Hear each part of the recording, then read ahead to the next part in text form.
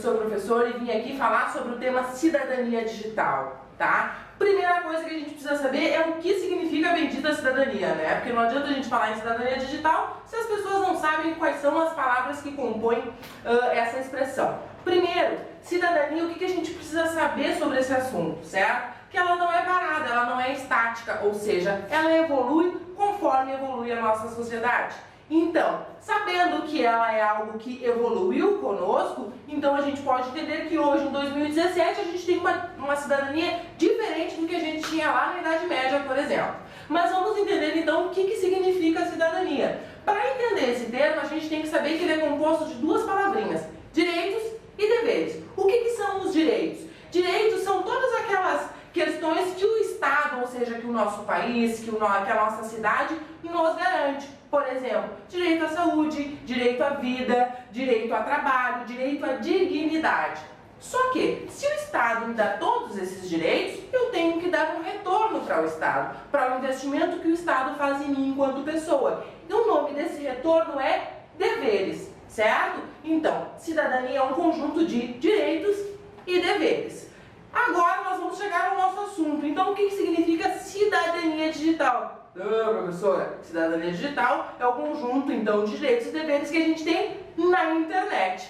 Na rede, que é aquilo que a gente está sempre acostumado, que a gente não vive sem hoje em dia. Mas o que acontece? Os governos precisaram criar, então, um novo ordenamento de direitos e deveres para caber na realidade que a gente vive hoje, que é a realidade digital, certo? O que as pessoas costumam pensar? As pessoas costumam pensar o seguinte: bom, eu vivo numa democracia, eu sou livre, eu posso fazer o que eu quiser. Não é assim que funciona, certo? Tu é livre, mas tu não pode fazer aquilo que tu quer, porque nós vivemos em sociedade. O mesmo vale para rede, certo? Hoje em dia, no Brasil, nós já temos legislação que vai dizer quais são os direitos que eu tenho e quais os deveres que eu tenho na internet, certo? Então, agora que a gente já tem uma noção do que é cidadania digital, que é o conjunto de direitos e deveres que uma pessoa tem ou que uma pessoa deve cumprir no âmbito da rede, então nós vamos agora saber quais são eles, certo?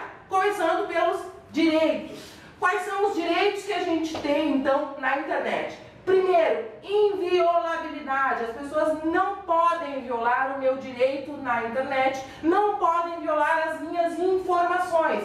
E a gente entra, então, com o sigilo, certo? Não se pode divulgar os meus dados pessoais. Digamos que eu tenho uma conta lá no Facebook. O Facebook não pode fornecer dados meus pessoais para outras pessoas.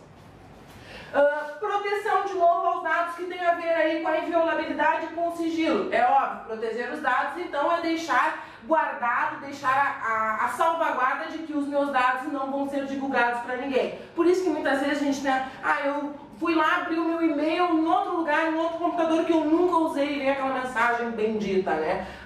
Fulano de tal, você está mexendo nessa conta desse e-mail em outro dispositivo? Aí a gente tem que confirmar por quê? Porque uma das leis que existe é proteção aos dados. O provedor, o navegador, ele precisa ter certeza que é tu que está mexendo lá no teu e-mail, certo? Então esse é um direito que tu tem, ou seja, os navegadores, os operadores da internet, eles precisam garantir que os teus dados estejam bem guardadinhos, porque a gente sabe que hoje o mundo está aí meio perigoso, né? Privacidade, aí vem muito com o nome da nova lei que surgiu no Brasil, que é a Lei Carolina Dickmann. Eu quero que vocês procurem depois para se inteirar um pouco melhor, certo? É uma pessoa que teve a sua privacidade invadida por hackers e aí se tornou nacional, fotos íntimas e entre outras coisas, tá? Então, uma das coisas que a lei brasileira prevê é o direito à privacidade. Próximo direito, o direito à liberdade de expressão. Aí eu tenho muito medo dessa palavrinha aqui, aliás, dessa expressão aqui, certo?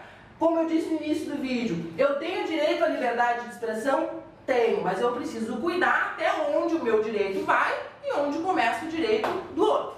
Bom, falamos aí de alguns direitos, esses aqui são os que eu considerei principais, tá? Por que eu digo eu? Porque eu fiz um estudo para dar essa aula para vocês aqui, então eu separei aqueles que eu achei principais. Pode ser que tu encontre algum outro que tu também ache principal, não tem problema. O importante é informação de qualidade. Então, quais são os deveres que nós temos lá enquanto usuários de internet? Bom, sou livre para navegar? Sou, mas eu tenho que respeitar o direito dos outros e como que eu vou respeitar o direito dessas outras pessoas? Através do cumprimento dos meus deveres. Quais são os deveres? Primeiro, não usar imagens e música sem autorização. Eu não posso fazer um vídeo lá no YouTube e colocar as imagens que um fotógrafo tirou com a música de outra pessoa e fazer um videoclipe. É bonito, não dá pra mentir que é feio, não é feio, só que não pode. Pela legislação, eu não posso usar algo que não foi eu que produzi e colocar o meu nome no final. É que nem um trabalho de colégio. Pô, tu vai lá, tu te mata o ano inteiro, faz o teu trabalho lá na tua escola, na hora de entregar o coleguinha diz que é dele. Pô, isso não é justo, né?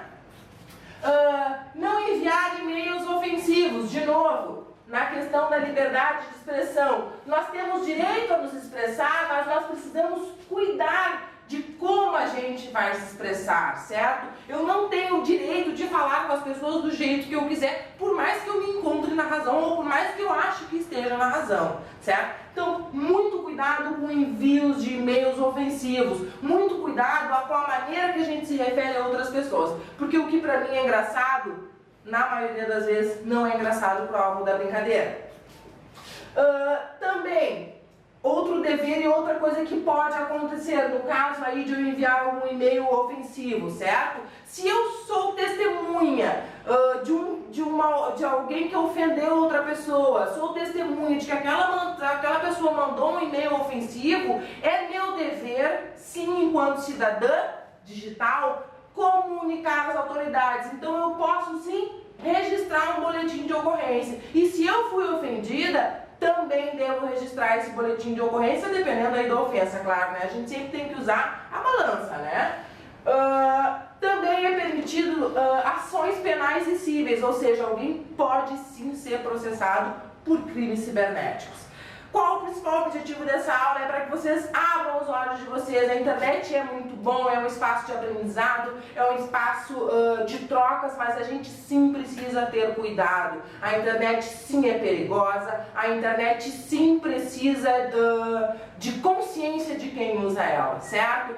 Eu gosto muito de dizer essa frase, e eu digo e é de minha autoria, certo? Não é porque tu é livre que tu pode fazer o que tu quiser. Uma boa tarde para todos, nos vemos na próxima.